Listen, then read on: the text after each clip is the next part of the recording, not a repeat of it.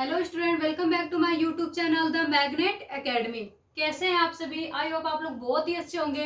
तो स्टूडेंट्स, इससे पिछली वाली क्लास में हमने respiratory system of the humans, मानव का श्वसन तंत्र पढ़ा था। और आज की क्लास में हम लोग डाइजेस्टिव सिस्टम पढ़ेंगे। Digestive system of the humans, मानव का पाचन तंत्र पढ़ेंगे। जो digestive system of the human, जो पाचन तंत्र जो टॉपिक है, ये बहुत ही इंपॉर्टेंट है क्योंकि इससे क्वेश्चन एग्जाम में हमेशा पूछे जाते हैं। ठीक है, कॉम्पिटिशन लेवल एग्जाम में भी इस टॉपिक से क्वेश्चन आते ही आते हैं। तो हम देखते हैं डाइजेशन। ठीक है, पाचन। पाचन पाचन क्या होता है, डाइजेशन क्या होता है?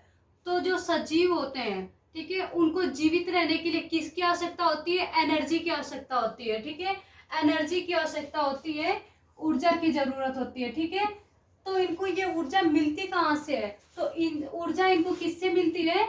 भोज्य पदार्थ से मिलती है। ठीक है, भोज्य पदार्थों से ऊर्जा मिलती है। ठीक है, उसके बाद देखो, जो सजीव होते हैं वो जीवित रहने के लिए उनको एनर्जी की आवश्यकता होती है। एनर्जी उनको भोज्य पदार्थों से मिलती है। तो ऐसे भोज्य पदार्थ जिससे सजीव ऊर्जा प्राप्त कर सके, ठीक है, ऐसे भोज्य पदार्थ जिससे सजीव ऊर्जा पा सके और अपने साइटोप्लाज्म का निर्माण कर सके, कोशिका द्रव्य का निर्माण कर सके। ठीक है, कोशिका द्रव्य का निर्माण कर सके, इसको हम क्या कहते हैं? इसको तो फूड कहते हैं, भोजन कहते हैं। ठीक है, तो इसको हम फूड कहते हैं, भोजन कहते हैं। अब देखते हैं डाइजेशन। तो जटिल खाद्य पदार्थों का, जटिल भोज्य पदार्थों का हाइड्रोलिसिस के द्वारा, जलीय अपघटन के द्वारा जो लार्ज पार्टिकल्स से स्मॉल पार्टिकल्स में बदलना क्या कहलाता है? हमारा डाइजेशन कहलाता है। ठीक है, क्या कहलाता है? डाइजेशन। जटिल खाद्य पदार्थों का या जटिल भोज्य पदार्थों का हाइड्रोलिसिस के द्वारा, जलीय अपघटन के द्वारा लार्ज पार्टिकल से स्मॉल पार्टिकल्स में बदलना हमारे क्या कहलाता है? डाइजेशन कहलाता है। ठीक है, जो डाइजेशन होता है, तो देखो हम क्या करते हैं, जब हम कोई भी चीज खाते हैं, ठीक है, हम जब भोज्य पदार्थ खाते हैं तो हमें क्या मिलता है? हमें कार्बोहाइड्रेट मिलता है, प्रोटीन मिलता है और क्या मिलता है? लिपिड मिलता है। ठीक है, कुछ मात्रा में हमें विटामिन भी मिल जाते हैं और खनिज लवण भी मिल जाते हैं। ठीक है, तो ये तो खुद ही स्मॉल पार्टिकल्स होते हैं। अब हम देखते हैं जो कार्बोहाइड्रेट मिलते हैं, क्या मिलते हैं?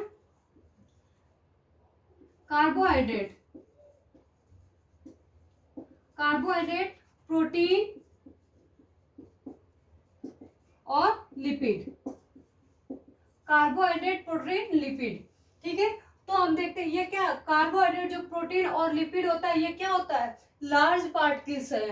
ठीक है, तो हम एक एक करके पहले देखते हैं। हम एक एक करके देखेंगे, पहले कार्बोहाइड्रेट, प्रोटीन, फिर लिपिड को देखेंगे। ठीक है, तो हम पहले देखते हैं कार्बोहाइड्रेट।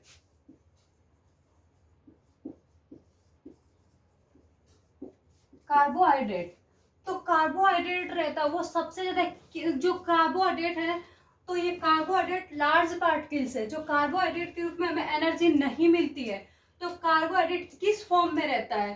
ठीक है, कार्बोहाइड्रेट किस फॉर्म में मिलता है हमें? तो ग्लूकोज के फॉर्म में मिलता है। किस में मिलता है? ग्लूकोज के फॉर्म में। और जब ग्लूकोज के फॉर्म में रहता है तब हमें क्या मिलती है? एनर्जी मिलती है, ऊर्जा मिलती है। ठीक है, कार्बोहाइड्रेट जब ग्लूकोज के फॉर्म में आता है तो हमें एनर्जी मिलती है। ठीक है, तो हम बॉडी का स्टोर हाउस, ठीक है, बॉडी का स्टोर हाउस, बॉडी का स्टोर हाउस, बॉडी का स्टोर हाउस हम किसको कहते हैं? लीवर को कहते हैं। किसको कहते हैं? लीवर को कहते हैं। बॉडी का स्टोर हाउस किसको कहते हैं? लीवर को कहते हैं। और जो लीवर होता है उसके पास जो कार्बोहाइड्रेट होता है वो किस फॉर्म में मिलता है? ठीक है, जो लीवर होता है उसके पास जो कार्बोहाइड्रेट होता है वो किस फॉर्म में मिलता है? तो वो ग्लाइकोजन के फॉर्म में मिलता है। किस फॉर्म में मिलता है? ग्लाइकोजन के फॉर्म में मिलता है। ग्लाइकोजन में मिलता है। ठीक है, ग्लाइकोजन के फॉर्म में मिलता है। ठीक है, तो जो कार्बोहाइड्रेट होता है वो स्मॉल पार्टिकल्स नहीं होता है, लार्ज पार्टिकल्स होता है। तो उसका लार्ज पार्टिकल्स का स्मॉल पार्टिकल्स ग्लूकोज होता है। ग्लूकोज से हमें एनर्जी मिलती है।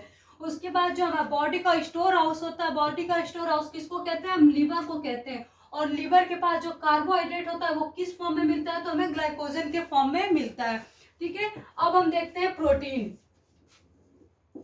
प्रोटीन प्रोटीन जो होता है, प्रोटीन एक लार्ज पार्टिकल्स है, ठीक है, प्रोटीन लार्ज पार्टिकल्स है, इसका स्मॉल पार्टिकल्स क्या होगा, पेप्टाइड। क्या होता है, प्रोटीन का जो स्मॉल पार्टिकल्स क्या होता है, पेप्टाइड होता है, ठीक है। और जो प्रोटीन जो सबसे ज्यादा किस फॉर्म में रहता है, प्रोटीन सबसे ज्यादा किस फॉर्म में रहता है, तो प्रोटीन सबसे ज्यादा एमिनो एसिड के फॉर्म में रहता है। किस फॉर्म में रहता है, एमिनो एसिड के फॉर्म में रहता है। प्रोटीन सबसे ज्यादा किस फॉर्म में पाया जाता है, तो एमिनो एसिड के फॉर्म में मिलता है, ठीक है। तीसरा नंबर हम देखते हैं लिपिड। लिपिड, लिपिड को फैट भी कहते हैं, ठीक है। इसको क्या कहते हैं, वसी अम्ल, वसा कहते हैं, ठीक है, वसा कहते हैं इसको, ठीक है। तो लिपिड जो होता है वो किस फॉर्म में मिलता है हमें, लिपिड जो होता है हमें किस फॉर्म में मिलता है, तो हमें फैटी एसिड के फॉर्म में मिलता है। किस फॉर्म में, फैटी एसिड। लिपिड जो है किस फॉर्म में मिलता है, फैटी एसिड के फॉर्म में मिलता है। और सबसे ज्यादा किस फॉर्म में रहता है, लिपिड सबसे ज्यादा किस फॉर्म में रहता है, तो ग्लिसरॉल के फॉर्म में रहता है, ठीक है। किस फॉर्म में रहता है, ग्लिसरॉल के, ग्लिसरॉल के फॉर्म में मिलता है, ठीक है। तो ये हमारा हो गया पाचन, ठीक है। पाचन के बारे में मैं आप लोग को और बता दूं कुछ, तो पाचन जो होता है, ठीक है, पाचन जो होता है, पाचन कौन सी क्रिया होती है, ऐच्छिक होती है या अनैच्छिक होती है, पाचन एक अनैच्छिक क्रिया होती है, ये हमारे इच्छा से नहीं होता है, ठीक है। पाचन एक अनैच्छिक क्रिया है, पाचन एक अनैच्छिक क्रिया है, ठीक है, पाचन अनैच्छिक क्रिया है, ठीक है। पाचन अनैच्छिक क्रिया, और अनैच्छिक क्रिया को मस्तिष्क का कौन सा भाग नियंत्रित करता है, ठीक है। मस्तिष्क के कौन से भाग में पाचन क्रिया का नियंत्रण होता है, कौन करता है, ठीक है। तो हमारे मस्तिष्क में मेडुला ऑब्लांगेटा होता है, जो मस्तिष्क के पिछले वाले भाग में होता है। मेडुला ऑब्लांगेटा होता है जो मस्तिष्क के पिछले वाले भाग में पाया जाता है, पीछे पश्च मस्तिष्क में पाया जाता है, जिसमें क्या होता है, हमारी जितनी भी अनैच्छिक क्रियाएं हैं, जितनी भी अनैच्छिक क्रियाएं जो हमारी इच्छाओं से नहीं होती हैं, वो सब मस्तिष्क के पिछले भाग मेडुला ऑब्लांगेटा उसको नियंत्रित करती है, ठीक है। तो ये बहुत ही इंपॉर्टेंट है, ये हमेशा एग्जाम में पूछे जाते हैं, ठीक है। मस्तिष्क का कौन सा भाग, मस्तिष्क का पिछला भाग मेडुला ऑब्लांगेटा। जो अनैच्छिक क्रिया होती है वो उसे कौन नियंत्रित करता है, मेडुला ऑब्लांगेटा करता है, ठीक है। तो ये हमारा हो गया पाचन, डाइजेशन। अब देखो पाचन दो क्रियाओं में होती है, ठीक है। पाचन दो क्रियाओं में होगी, एक तो हो गया हमारा आहार नाल और दूसरा हमारा ग्लैंड हो गई, ग्रंथि हो गई, ठीक है। पाचन का हो गया, देखो सॉरी,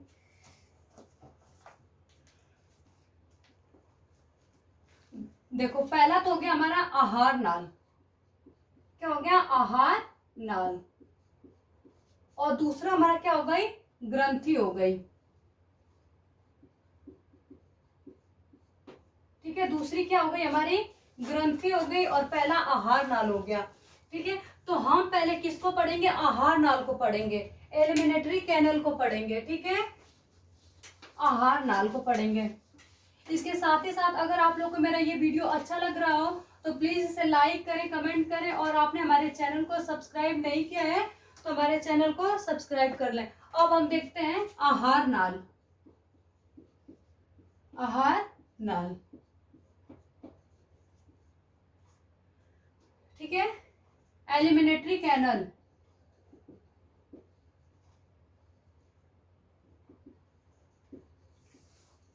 एलिमिनेटरी कैनल, आहार नाल।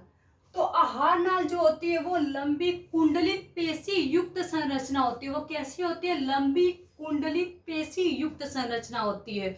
आहार नाल होती है, उसकी लंबाई कितनी होती है, तो वो 8 से 10 मीटर होती है।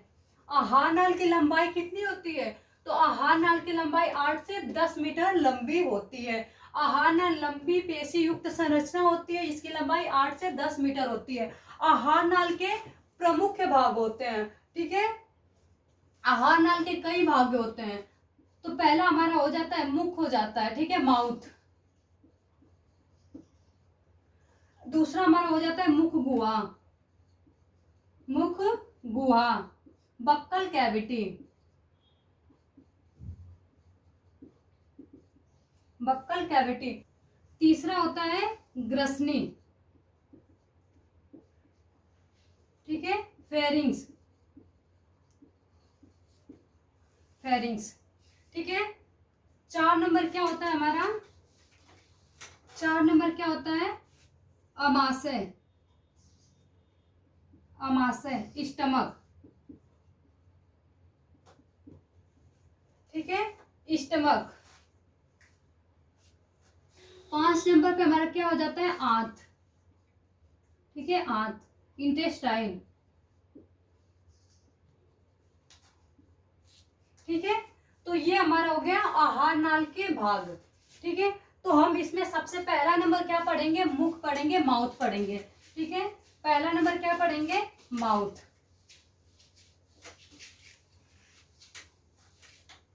माउथ। तो हमारा जो माउथ होता है, जो हमारा मुख होता है, वो 2 गतिशील पेशी युक्त होठों से घिरी हुई होती है। जो हमारा मुख होता है, जो हमारा माउथ होता है, वो क्या होता है, 2 गतिशील पेशी युक्त होठ से घिरी हुई होती है। एक हमारा होता है अपर लिप्स, अपर लिप, और दूसरा हमारा हो गया lower lip, upper lip, lower lip, ठीक है। हमारा जो मुख होता है वो 2 गतिशील होठों से घिरा हुआ रहता है, अपर लिप, लोअर लिप, ठीक है। हमारे जो अपर लिप और लोअर लिप होता है, उनके बीच में एक हाफ मून लाइक स्ट्रक्चर होता है, ठीक है। क्या होता है, अर्धचंद्राकार संरचना होती है, ठीक है।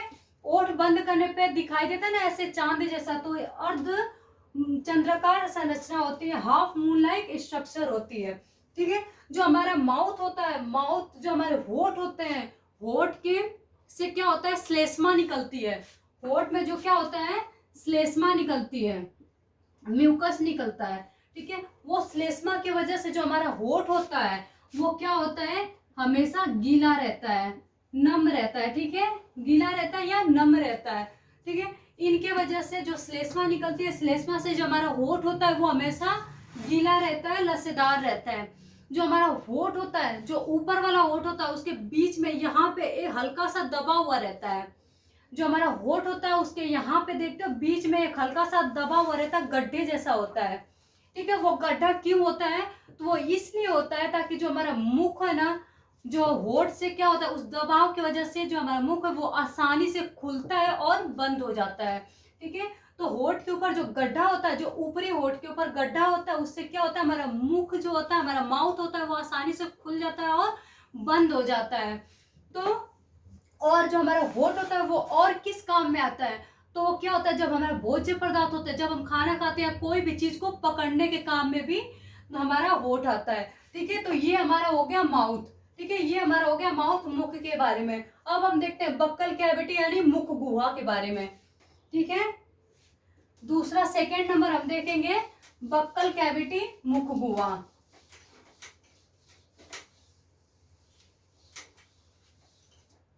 सेकेंड नंबर मुख गुहा, मुख गुहा, बक्कल कैविटी।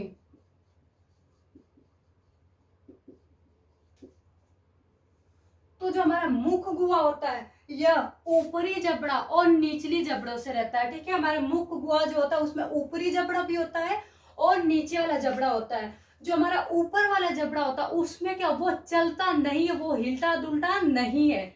ऊपर का जो जबड़ा होता है ना, ऊपर वाला, वो अचल होता है।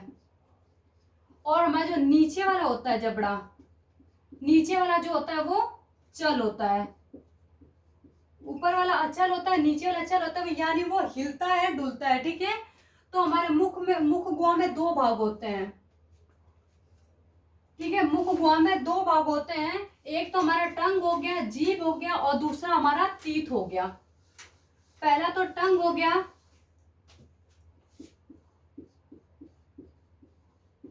पहला हमारा टंग हो गया, जीभ हो गया, ठीक है। सेकेंड नंबर पे क्या हो गया, तीत, क्या कहते हैं, दांत, ठीक है। टंग और तीत। तो हम टंग के बारे में देखते हैं,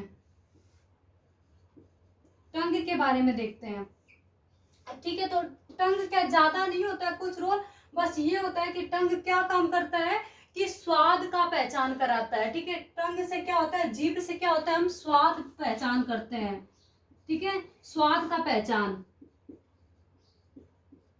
टंग से स्वाद का पहचान करते हैं। इसके साथ ही साथ जो जीभ होता है उसका एक और काम होता है जो सबसे ज्यादा इंपॉर्टेंट होता है। क्या होता है, इंपॉर्टेंट होता है, वो क्या करता है, टेम्परेचर को मापता है, यानी ताप मापता है। क्या मापता है, ताप मापता है। जो हमारे जीभ होता है, जीभ का जो बीच वाला भाग होता है उससे हम क्या मापते हैं, ताप मापते हैं। और जो ताप मापते हैं वो जो ताप का नियमन कौन करता है, ठीक है, ताप का नियमन कौन करता है, तो ताप का नियमन जो हमारे मस्तिष्क का अग्र भाग होता है। ठीक है, क्या होता है, हमारे मस्तिष्क का अग्र भाग जो हाइपोथैलेमस होता है, क्या होता है, हाइपोथैलेमस,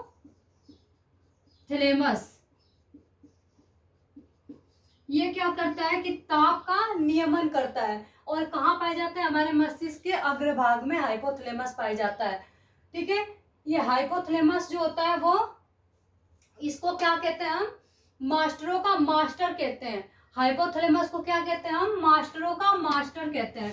ठीक है, हाइपोथैलेमस इसके साथ साथ और क्या नियंत्रित करता है, जैसे हमारा तनाव हो गया, ठीक है, गुस्सा हो गया, स्नेह हो गया हमारा, और ताप को तो नियमन करता ही है, इसके साथ तनाव, गुस्सा, प्रेम, स्नेह, ये क्रोध, ये सब का नियमन कौन करता है, तो हाइपोथैलेमस में होता है, जो हमारे मस्तिष्क के अग्रभाग में पाया जाता है। ठीक है, तो ये हमारा हो गया टंग के बारे में। अब हम देखते हैं तीत के बारे में। जो हमारा तीत है वो सबसे ज्यादा इंपॉर्टेंट है, और तीत से जो होता है हमेशा क्वेश्चन पेपर में आते हैं। ठीक है, तो हम तीत के बारे में पढ़ेंगे।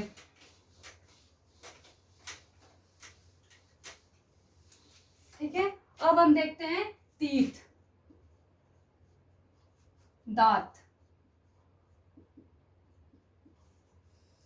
तो सबसे पहले जिसमें हम दांत का अध्ययन करते हैं उसको क्या कहते हैं, और जो दांतों के प्रकार का अध्ययन करते हैं उसको क्या कहते हैं। ठीक है, तो दांत में पहला क्या होता है, जिसमें हम दांतों का अध्ययन करते हैं।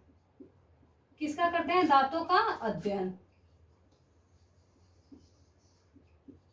जिसमें हम दांतों का अध्ययन करते हैं उसको हम क्या कहते हैं, ओडेंटोलॉजी। क्या कहते हैं, ओडेंटोलॉजी। और जिसमें हम दांतों के प्रकार का अध्ययन करते हैं, दांतों के प्रकार का अध्ययन, दांतों के प्रकार का अध्ययन क्या कहलाता है, डेंटोलॉजी। क्या कहलाता है, डेंटोलॉजी। ठीक है, दांतों का अध्ययन तो ओडेंटोलॉजी, और दांतों के प्रकार का अध्ययन डेंटोलॉजी कहलाता है। अब हम देखते हैं जो दांत होता है हमारा, ठीक है, जो दांत होता है हमारे ऊपरी जबड़ों और निचली जबड़ों दोनों में पाए जाते हैं। ठीक है, ये इसको हम गर्त दंती कहते हैं, दांत को गर्त दंती कहते हैं। ठीक है, जो दांत होते हैं वो जीवन में 2 बार आते हैं। ठीक है, मनुष्य के दांत होते हैं वो कितनी बार आते हैं, वो 2 बार आते हैं। ठीक है, इसलिए हम इसको क्या कहते हैं, द्विवार दंती कहते हैं।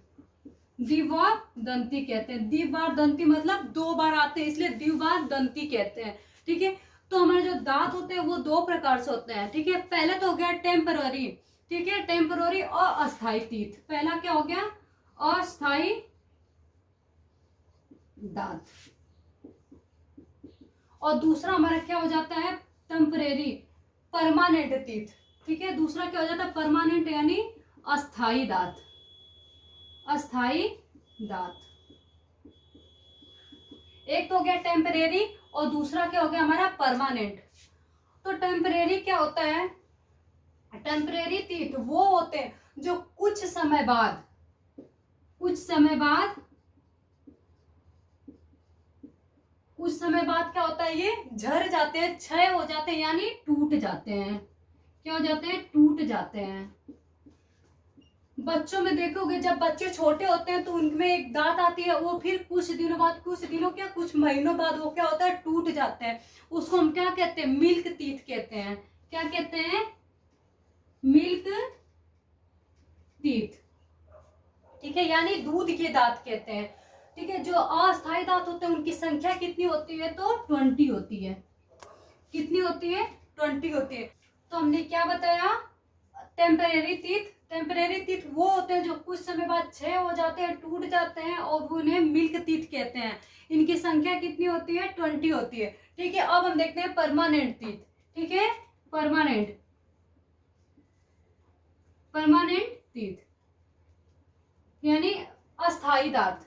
ठीक है, तो परमानेंट टीथ वो होते हैं जो एक बार आते हैं, ठीक है, आने के बाद वो नहीं टूटते हैं। जो परमानेंट टीथ होते हैं उनकी संख्या कितनी होती है? तो 32 होती है। कितनी होती है? 32। परमानेंट टीथ क्या होता है? जो परमानेंट टीथ होता है वो क्या होता है? वो आ जाता है, उसके बाद वो नहीं टूटता है। वो बस क्या है? परमानेंट टीथ एक बार आता है, ठीक है, वो, और उसके बाद नहीं टूटता है। इसकी संख्या क्या होती है? 32 होती है। ठीक है, तो अब हम देखते हैं दांतों के प्रकार। ठीक है, ये तो दांतों के दो प्रकार हो गए, जो अस्थाई अस्थाई हो गए। इसके बाद हम देखते हैं दांत के और भी प्रकार होते हैं। ठीक है, तो अब हम देखें दांतों के प्रकार। ठीक है, तो हमने आज दांत में क्या पढ़ा? जिसमें दांतों का हम अध्ययन करते हैं, ठीक है, टीथ का अध्ययन करते हैं, उसको हम क्या कहते हैं? उसको हम डेंटोलॉजी कहते हैं, ओडेंटोलॉजी कहते हैं। ठीक है, और जिसमें दांतों के प्रकार का अध्ययन करते हैं उसको हम क्या कहते हैं? डेंटोलॉजी कहते हैं। ठीक है, तो अब हम देखते हैं दांत के प्रकार। उसमें क्या होता है? 4 प्रकार के होते हैं, वो 4 टाइप्स के होते हैं। ठीक है, 4 टाइप्स के होते हैं, 4 टाइप्स के होते हैं। पहला क्या होता है हमारा? इंसाइजर होता है। ठीक है, पहला हमारा क्या होता है? इंसाइजर होता है, कृंतक होता है। ठीक है, पहला क्या होता है? इंसाइजर होता है, कृंतक होता है। इंसाइजर यानी कृंतक। जो कृंतक होता है, इंसाइजर होता है, इनकी संख्या कितनी होती है? तो इनकी संख्या क्या होती है? 8 होती है। ठीक है, कृंतक यानी इंसाइजर की संख्या कितनी होती है? वो 8 होती है। ठीक है, इनका काम क्या होता है? जो इंसाइजर टीथ होते हैं इनका काम क्या होता है? इनका काम होता है भोजन को काटना का, फूड को काटने का काम करते हैं। ठीक है, क्या करते हैं? काटने के काम में आते हैं। ठीक है, जो इंसाइजर होते हैं, सबसे पहले कौन सा दांत आता है? तो सबसे पहले इंसाइजर ही आते हैं। और सबसे पहले टूटते कौन से हैं? तो सबसे पहले इंसाइजर ही टूटते हैं।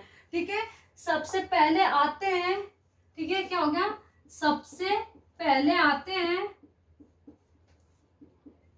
और सबसे पहले टूटते हैं।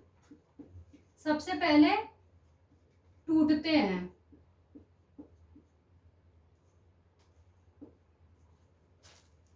ठीक है, ये इंसाइजर होते हैं, वो सबसे पहले आते हैं और सबसे पहले टूट भी जाते हैं। ठीक है, तो इंसाइजर होते हैं, देखो एक हमारा हो गया रैबिट और रैट। ठीक है, रैबिट, रैट, चूहा और खरगोश। जो हमारा चूहा और खरगोश होता है, रैबिट और रैट होते हैं, उनमें जो दांत वृद्धि करते हैं, जो तेजी से बढ़ते हैं, वो कौन से दांत होते हैं? तो वो इंसाइजर ही होते हैं। ठीक है, चूहा और खरगोश में जो सबसे ज्यादा वृद्धि करते हैं वो कौन से टीथ होते हैं? तो वो इंसाइजर ही होते हैं।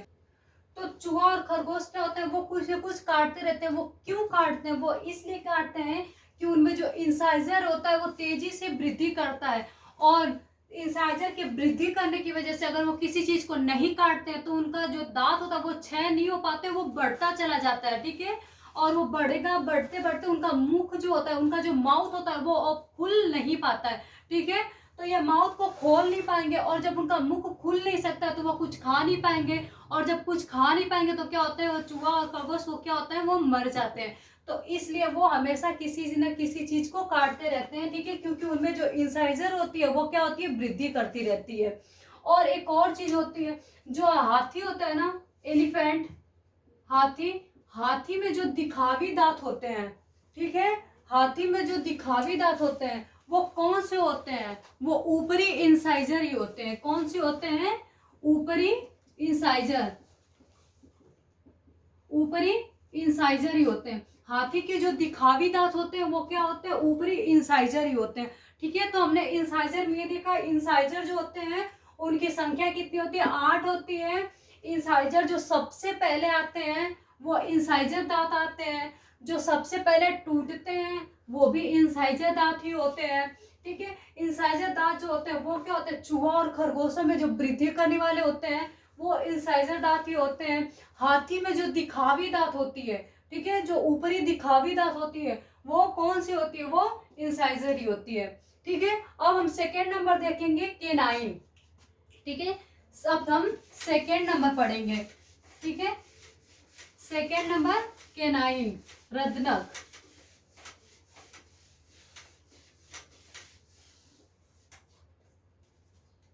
तो ठीक है, हम सेकेंड नंबर देखते हैं केनाइन रदनक। ठीक है, रदनक। ठीक है, इसको क्या कहते हैं हिंदी में, रदनक। जो केनाइन्स होते हैं रदनक होते हैं, इनकी संख्या कितनी होती है, इनकी संख्या 4 होती है, 4 होती है। ठीक है, केनाइन्स की संख्या 4 होती है।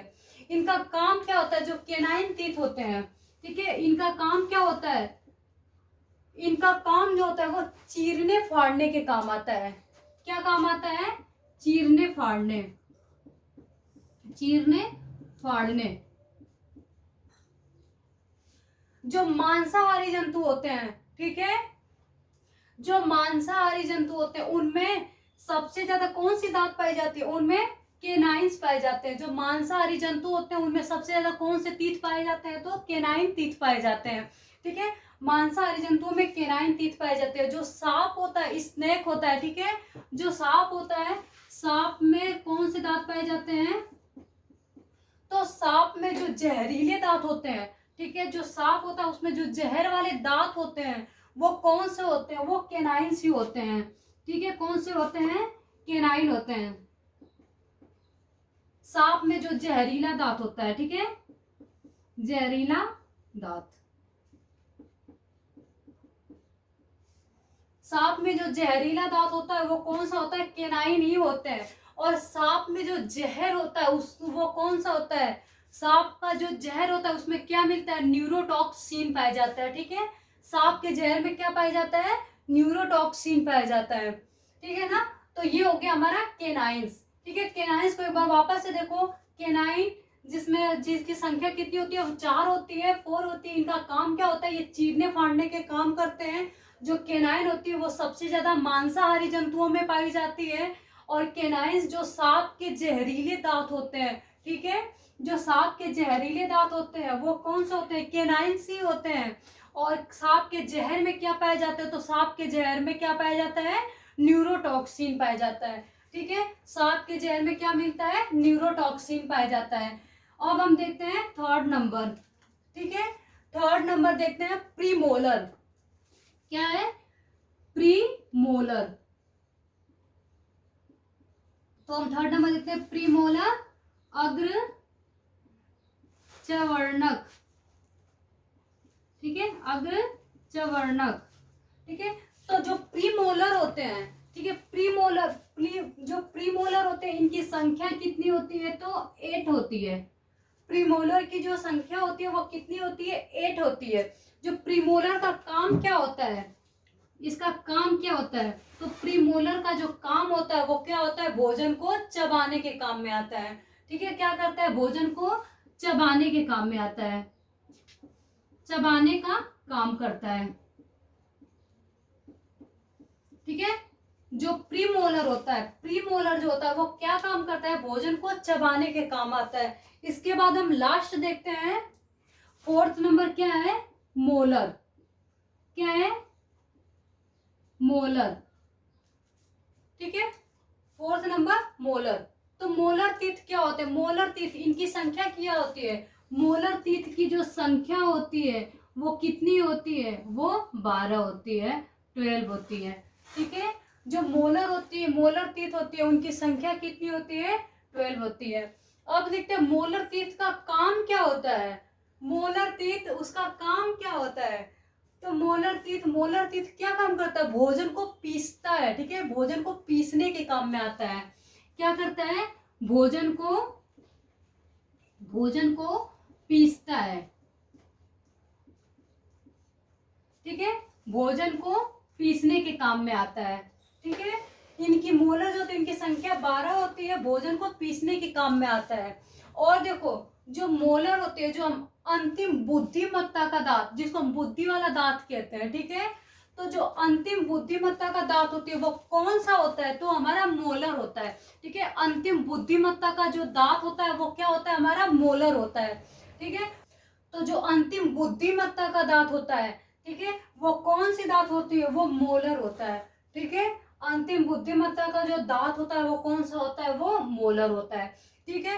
तो आज के लिए बस इतना ही। कल मैं अपने वीडियो में आप लोगों को दांतों का फॉर्मूला, ठीक है, और अमाशय, स्टमक, इंटेस्टाइन, ये आप लोग को अगले वाले वीडियो में मैं पढ़ाऊंगी, ठीक है। आज के लिए बस इतना ही। तो आज हमने क्या क्या पढ़ा था, डाइजेशन पढ़ा था, पाचन पढ़ा था। तो पाचन क्या होता है, जो लार्ज पार्टिकल्स होते हैं, जटिल खाद्य पदार्थ, जो जटिल भोज्य पदार्थ होते हैं, उनके जो लार्ज पार्टिकल्स को स्मॉल पार्टिकल्स में बदलना हमारा क्या कहलाता है, डाइजेशन कहलाता है, ठीक है। डाइजेशन के बाद हमने क्या देखा था, आहार नाल देखा था। आहार नाल जो 8 से 10 सेंटीमीटर लंबा होता है, पेशी कुंडली युक्त संरचना होती है। आहार नाल के कई भाग होते हैं, हमारे मुख हो गया, मुख गुहा हो गया।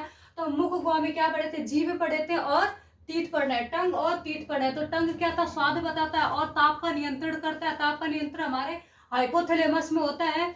और उसके बाद जो हमारा तीत होता है, तीत जो होता है, तीत जो इसमें तीत का प्रकार का अध्ययन करते हैं वो क्या होता है, हमारा ओडेंटोलॉजी। और दांतों नहीं सॉरी, जिसमें दांतों के प्रकार का अध्ययन करते हैं वो तो हमारा डेंटोलॉजी हो गया, और जिसमें दांतों का अध्ययन करते हैं वो हमारा ओडेंटोलॉजी हो गया। उसके बाद हमने ये पढ़ा था, इंसाइजर पढ़ा था, केनाइन पढ़ा, प्री मोलर, मोलर पढ़ा था, ठीक है। तो आज के वीडियो में हमने इतना पढ़ लिया। कल मैं आप लोगों को स्टमक, इंटेस्टाइन और टीथ के फॉर्मूला पढ़ाऊंगी। तो आज के लिए बस इतना ही। अगर आप लोगों को मेरा ये वीडियो अच्छा लगा हो तो प्लीज लाइक करें, कमेंट करें, शेयर करें। अगर कोई भी डाउट हो तो कमेंट बॉक्स में कमेंट करें, ठीक है। आज के लिए इतना ही बस, थैंक यू।